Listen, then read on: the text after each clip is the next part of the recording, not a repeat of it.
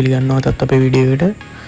අද තියෙන්නේ අපේ eShop කියන එකේ තුන්වෙනි ටාස්ක් එක. ඒ කියන්නේ අපිට තියෙන අපේ අර sign in එක ගැන කතා කරන්න. ඒක ඇතුලේ PHP එකයි ඒ ටික තමයි කතා කරන්න තියෙන්නේ. බලමු අපි sign in එක. මේ දෙන්න අපේ eShop එක. ඒ කියන්නේ අපි දැන් කලින් කතා කරලා තියෙනවා මේක ගැන eShop එකේ responsive එක.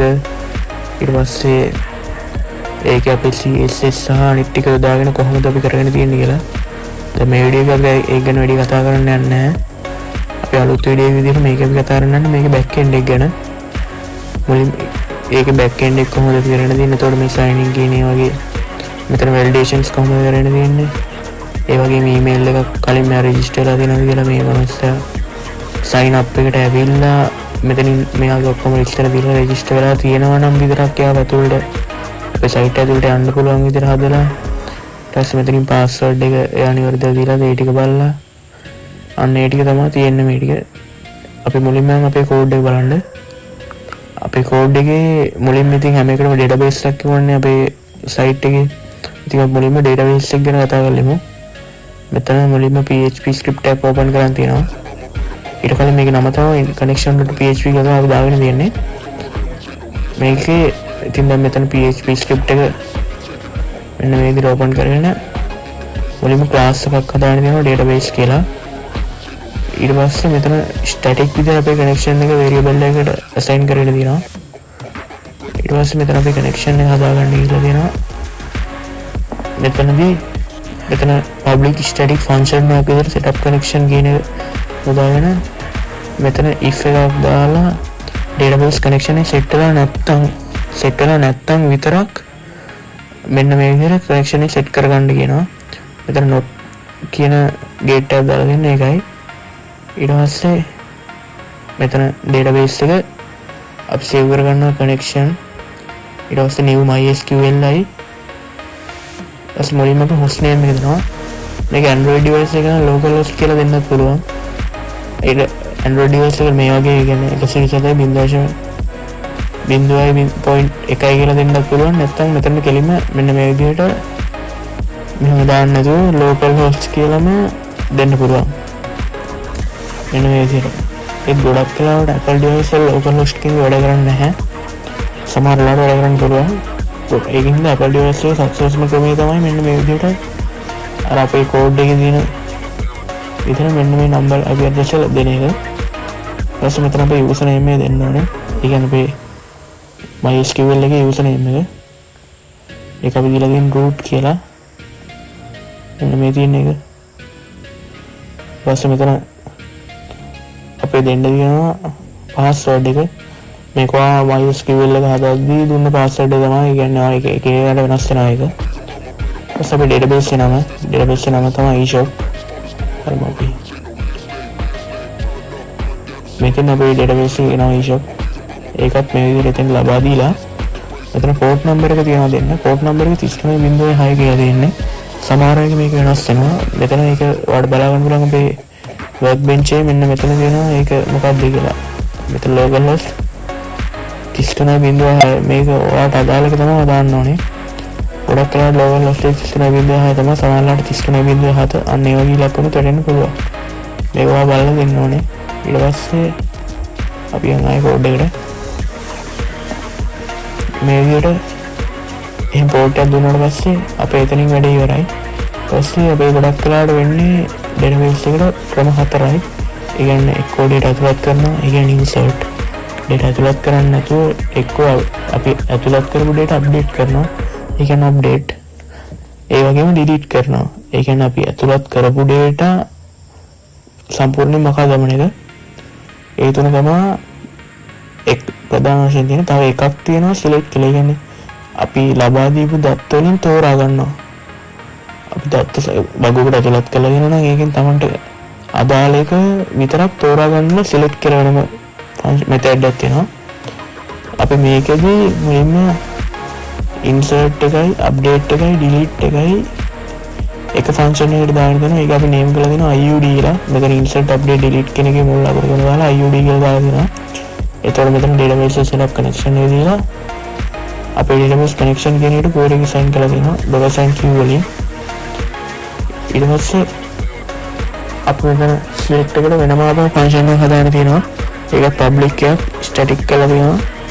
ඒක නම් අපි දීලා තියෙන search කියලා. මෙතන database එක setup connection කරලා තියෙනවා. ඔය search එකකින් ගොඩක් අය result set එකක් අපිට return වෙනවා. ඒ කියන්නේ අපි මොකක් හරි දෙයක් හොයපුවම අපිට උත්තරයක් ලැබෙන්නේ නැහැ ඒකට. මේ විතර මෙතන result set එක අල්ලගෙන තියෙනවා මෙතන core එකෙන්. ඒක variable එකට assign කරන එක මෙතනින් return කරලා තියෙනවා. ඒ ටික තමයි ගොඩක්ම අපේ connection එකේ තියෙන database. ඊට පස්සේ අපි යන් අපේ sign in එකට. ඒ කියන්නේ මුලින්ම අපි sign in එකේ design එකත් කොහොමදත් කියලා බලමු ආයේ. මෙතන sign in එක. මේක මම වැඩි පැහැදිලි කරන්න නැහැ මොකද අපේ කලින් වීඩියෝ වල ඒක පැහැදිලි කරලා තිනවා. මෙතනින් මුලින්ම sign in box එකක් හදාගෙන ඊට පස්සේ අපේ title එකයි ඒ වගේම gender එක සහ අනිත් ඒවා දාලා ඊට පස්සේ ඒක ඔක්කොම save කරලා තිනවා sign up එකේ. ඒව මෙතන sign in එකෙන් ඒ යාළුවගේ විස්තර ඔක්කොම අරගෙන මෙහෙර password එකයි email එකයි cookie set කරලා නැත්නම් එහෙම set කරගෙන මේ විදිහට අපේ sign in එකේ ඇඩ් කරගෙන යනවා. ඒ වගේම මෙතන බටන් තුනක් තියෙනවා. එකක් forget password. ඒක href එකක් විදිහට තමයි තියෙන්නේ. කියන අංක ටැග් එකක්. අංක ටැග් එකකින් forget password එක දාලා ඒ විදිහට ඒක හදාගෙන දෙනවා. එතන on click ඒ කියන්නේ අපි මේක උඩ අපේ බටන් එක උඩ හෝ අංක ටැග් එක උඩ ක්ලික් කරුවාම තමයි වැඩ කරන්නේ. ඒකට තමයි on click කියන ෆන්ක්ෂන් එක තියෙන්නේ. මෙතන මේ sign in බටන් එකට අපි on click කරලා දිනවා. ඒ කියන්නේ sign in එක ක්ලික් කරපුවම තමයි අපේ මේක වෙන්න ඕනේ. මේ විදිහට. ඒ විදිහට අපේ sign in එක ක්ලික් කරපුවම ඒ කියන්නේ වැඩේ වෙනවා දැන්.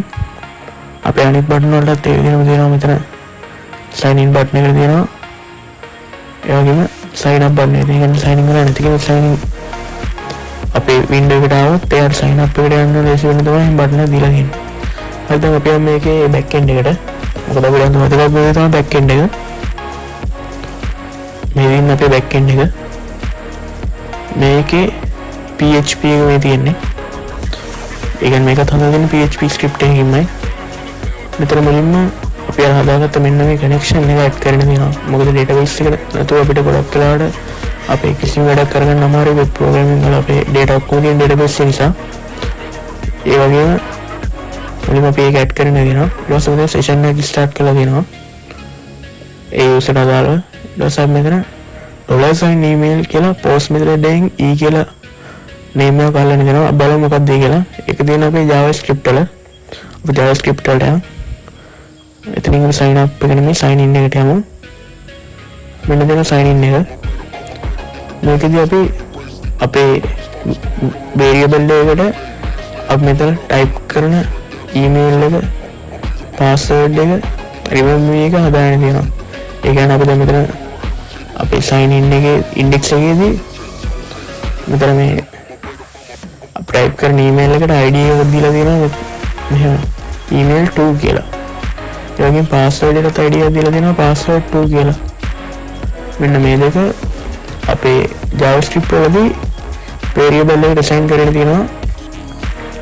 ඒක අපිට අපේ process එකට අපි process කරන PHP file එක නිසා ඒකට යන්න ඕන නිසා මේකට assign කරගෙන edit කරගෙන දෙනවා. ඊට පස්සේ assign කරගත්ත data ටික form එකට assign කරන්න තියෙනවා. මේක keypair වල විදිහට හදාගෙන තියෙනවා. මෙතන මුලින්ම variable එකට f කියලා form data එක ඇතුළත් කරගෙන ඒකට append කරලා දෙනවා අපේ අනිත් data ටික. මෙතන මුලින්ම e කියන නමට email එකේ value එකත් f කියන නමට f එකේ password කියන නම p කියන නමට password එකේ value එකත් remember මේකේ check box එකත් add කරගෙන දෙනවා. ඊට පස්සේ මෙතනින් අපේ ajax එක පාවිච්චි කරන්න මෙතන request කියලා variable එක හදාගෙන තියෙනවා. ඒකෙන් පස්සේ මෙතන on request වලට already state change කියලා මෙතන anonymous function එක හදාගෙන තියෙනවා.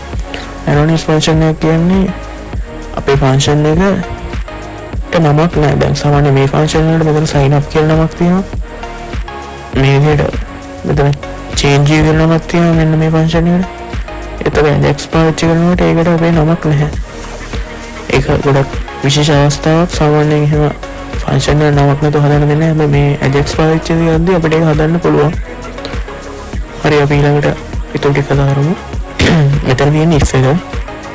if එකක් දාගෙන අපි condition check කරලා දෙනවා. මුලින් බලනවා මෙතන request එකේ ready state එක. ඒ කියන්නේ අපේ data ටික දැන් අපි ගන්න සූදානම් ඊට පස්සේ ගියාද අපේ PHP file එක process කරුවාද කරලා එළියට දුන්නද ඊට පස්සේ අපි ගෙනාවද කියලා බලනවා. ඒ ගෙනාවා නම් මෙතන 4 කියන state එක ඇවිලාද කියලා බලනවා. ඊට පස්සේ request එක බලනවා status එක 200ද කියලා. ඒකත් එහෙම හරිනම් මෙතන එනවා අපේ request එක response text එක. ඊට පස්සේ ඒක අපි variable එකට අල්ලන් තියනවා response කියලා. මෙන්න මේ response කියන variable එකෙන් අපේ ඊටු ටික අපි කරගෙන තියෙනවා. ඒ කියන්නේ response එක හරිනම් මේක response කියලා variable එකට අල්ලන් තියනවා. ඊට පස්සේ ඒක response එක success නම් අපේ process එකෙන් success කියලා එකක් කරනවා. මේක තමයි මෙතන response එක set වෙලා ඉන්නේ. ඒක success නම් විතරක් අපේ window එක location එක change කරනවා home එකට. ඒ කියන්නේ අපේ අර member ගේ ඔක්කොම validations ටික වෙලා එයා ඔක්කොම සාර්ථක ලෙස ඉවර කරලා තියෙනවා නම් විතරයි මම home එකට යවන්නේ. ඊට පස්සේ අපි දැන් මේ ටික කතා කරපුවා else එකත් කතා කරනවා. එහෙම මොකක් හරි අවුලක් තියෙනවා නම් අපේ validation part එකේ තියෙන message එකක් ඒ success කියන message එක නොවන වෙන message එකක් අනිවාර්යෙන් එනවා. අන්න ඒ message එක මේ විදිහට අපේ message div එක හරහා පෙන්වන්න කරනවා. message div මම ඔයාලට පෙන්නන්නම්. මෙන්න මේක තමයි message div means please send an email කියලා තියෙන අන්න ඒක තමයි message div. අන්න ඒක හරහා අපේ ඒ දේ පෙන්වනවා. දැන් මම මෙතන email එක add කරන්න තෝ sign in කියන එක දුන්නොත් මෙතන email එක add කළාම password add කරන්න තෝ දෙන්නම්කෝ. එහෙම දුන්නොත් මෙතන enter your password කියලා එනවා. ඒ විදිහට අපේ validations ටික වෙලා තියෙනවා. ඒක තමයි අපේ success කියන message එක අරග අතර වෙනස. message div කියන්නේ මේක තමයි. දැන් අපි ආය code එක ඊට පස්සේ එතනින් අපේ else එකත් ඉවරයි. ඊට පස්සේ මෙතන request එක දෙනවා. ඒක open එක කරලා දෙනවා post method එකට. ඒ කියන්නේ අපේ data වන method දෙකක් තියෙනවා. get method අනිත් post method එක. get කියන්නේ URL එක bind කරලා යවනවා. post method කියන්නේ post method එක කියන්නේ අපේ sign in process එකට වෙනස් ක්‍රමයකට යවන එක. ඒ කියන්නේ URL එක bind නොකර අපේ page එක හරහා යවන එක තමයි post method එකෙන් කරන්නේ. ඒ විදිහට ඒක කරලා දෙනවා. ඊට පස්සේ මෙතන request එකට අපේ මෙන්න මේ අපි දාගත්ත අපේ form data එක මෙන්න මේක add කරගෙන තියෙනවා. මේක ඒක තමයි අපේ JavaScript වල තියෙන්නේ. අපි දැන් sign up process එකට ආයමු. sign up process එකේ වැරදුනා sign in process එක සමානයි. sign in process එකට ගියාම මෙතන අර අපේ මතකද form data එක අපේ keyboard වල විදිහට එකක් හදාගෙනවා. මෙන්න මේ විදිහට ඒක variables වලට assign කරන්න තියෙනවා. ඒ වගේම මෙතන validations එක කළගෙන ඒක please send an email කියන්නේ email එක ඇතුළත් කරලා කියලා බලනවා. එහෙම ඇතුළත් කරලා නම් අපිට කිසි ප්‍රශ්නයක් නැහැ. එහෙම ඇතුළත් කරලා නැත්නම් කියන්නේ empty නම් මෙතන email එක enter කරන්න කියලා කියනවා. ඊට පස්සේ මෙතන password එකත් ඒ විදිහම empty නම් password ඇතුළත් කරන්න කියනවා. එයා password ඇතුළත් කළා නම් ප්‍රශ්නයක් නැහැ. එතකොට page එකට ගිහින් හැකි. එහෙම ඒ දෙකත් කිසි ප්‍රශ්නයක් නැත්නම් මෙතන අපේ database එකකින් අර මම කලින් කිව්වා වගේ select query එක බලනවා. ඒකෙදි කලින් මෙයාගේ email එකයි password එකයි දෙකම සමාන විදිහට තියෙන user කෙනෙක් ඉන්නවනම් එයාගේ result set එක කරනවානේ. අන්න ඒ result set එක මෙතනින් අල්ලගෙන rs කියන variable එකට සමානෙන් එහෙම result set වෙන්නේ එකයි. හරිනම් එකයි එන්න ඕනේ. දෙන්නෙක්ට එකවර එකම email එකේ register වෙන්න බෑ නිසා මෙතනින් අපි number n කියන variable එකෙන් මෙතන result set එකේ එන numbers of rows ඒ කියන්නේ rows කීයක් තියෙනවද මෙන්න මේ වගේ. මේක පෙන්නන්න මෙන්න මේ විදිහට rows කීයක් තියෙනවද. දැන් සාමාන්‍යයෙන් මෙතන මේ rows මෙන්න මේ එකක් තමයි එක row එක මේ නිල් පාටලා තියෙන එක row එකක්. මේ ඉතින් නිල් පාට දෙක නිල් පාට නෝ rows දෙකක් මේ විදිහට rows තුනක් මේ විදිහට මෙතනින් එක row එකයි හරිනම් එන්න ඕනේ. මොකද එකම email එකකින් හෝ එහෙම අපේ user කෙනෙක්ට අපේ account එකට sign in වෙන්න බෑනේ.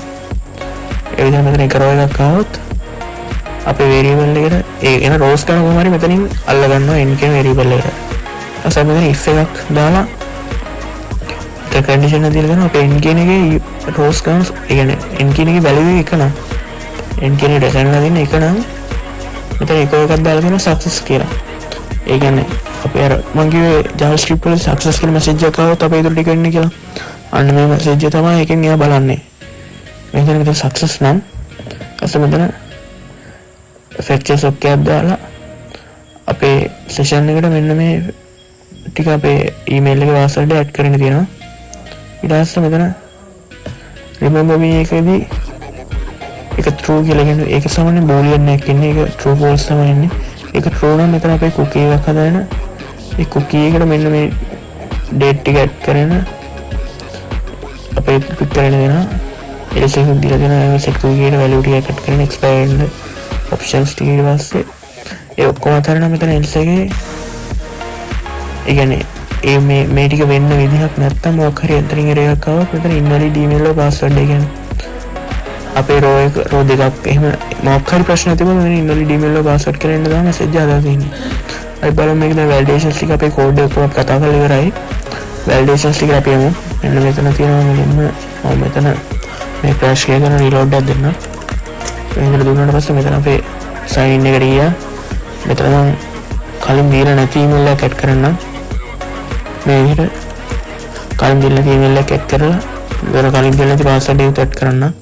ඊට sign in කරනවා. මෙතන මම කියවලා කිසි ප්‍රශ්නයක් නැහැ. මෙතන කලින් හිටපො නැති කෙනා නේ හින්දා email invalid email වල password කරනවා. ඊට පස්සේ කලින් දීලා දෙන email එකක් දීලා බලමු. නෑ ඔය email එකවත් password එක නොදී ඉඳලා බලමු මොකක්ද දෙන්නේ කියලා. එහෙම නම් එන්න ඕනේ email එක add කරන්න කියලා. හරි මම මේ email එක add කරන්න message එකක් ආවා. දැන් මම email එක add කරුවාට පස්සේ ඊට password add කරන්න කියලා message එකක් ආවා. password field එකේ ඉස් නිසා password එක මම add කරන්නම්. මේකට password add කරුවාට පස්සේ මෙතන මම sign in එකක් දෙනවා. දැක්කද? හරි ඒක add කරුවාට පස්සේ මෙතන අපේ login page එකට යව කෙලිම direct ගියා. ඒක තමයි sign in එකේ කතා කරන්න තියෙන්නේ.